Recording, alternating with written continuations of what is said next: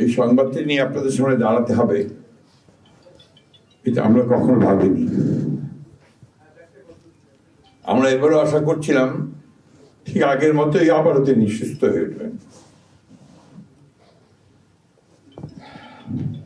আমরা ভারাক্রান্ত হৃদয়ে ইতিমধ্যে আপনারা শুনেছেন ডক্টর শাহাবুদ্দিনের ঘোষণা। আজ ভোর 6টায় আমাদের গণতন্ত্রের মা, আমাদের অভিভাবক, আমাদের জাতির অভিভাবক আমাদেরকে ছেড়ে চলে গেছে। ইন্না লিল্লাহি ওয়া ইন্না ইলাইহি রাজিউন। এই শোক, এই ক্ষতি, এটা অস্বাভাবিক, অপূরণীয়। এই জাতি কোনোদিন পূরণ করতে পারবে না।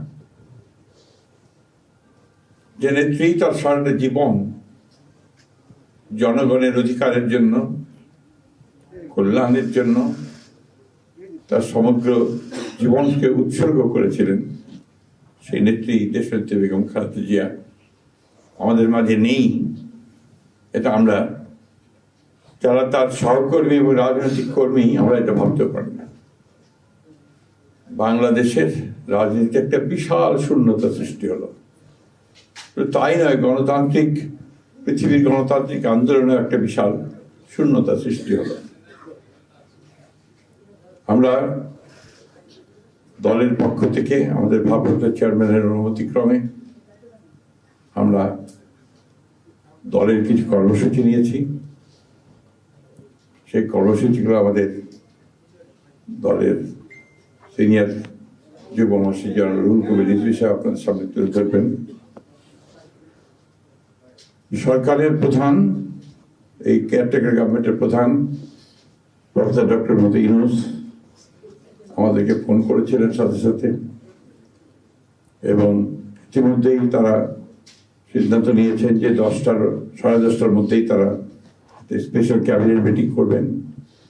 সেই ক্যাবিনেট মিটিংয়ে তারা দেশনেত্রী বেগম খালেদা জিয়ার যে শেষ কাজগুলো, তা জানাজা, তার দাফন, তাকে রাষ্ট্রীয় মর্যাদায়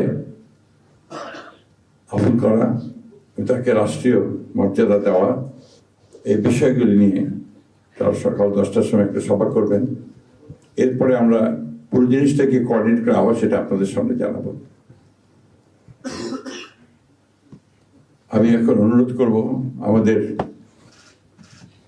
দলের সিনিয়র যুব মহাসচিব জনাব রুহুল কবির রিজভী, তিনি আপনাদের সামনে দলের কর্মসূচিটা জানাবেন। এটা হচ্ছে আপাতত এখনই নেওয়া কর্মসূচি। এরপরে আমাদের একটা স্ট্যান্ডিং কমিটি মিটিং হবে 12:30টার দিকে। সেই মিটিংয়ে আমরা আরও বিস্তারিত কর্মসূচি গ্রহণ করব। আর সরকার যে সমস্ত কর্মসূচিগুলো তার সঙ্গে কোঅর্ডিনেট আমরা করব, এবং সেই বিষয়গুলো আমরা আপনাদেরকে পরে জানাবো। ধন্যবাদ। আসসালামু আলাইকুম।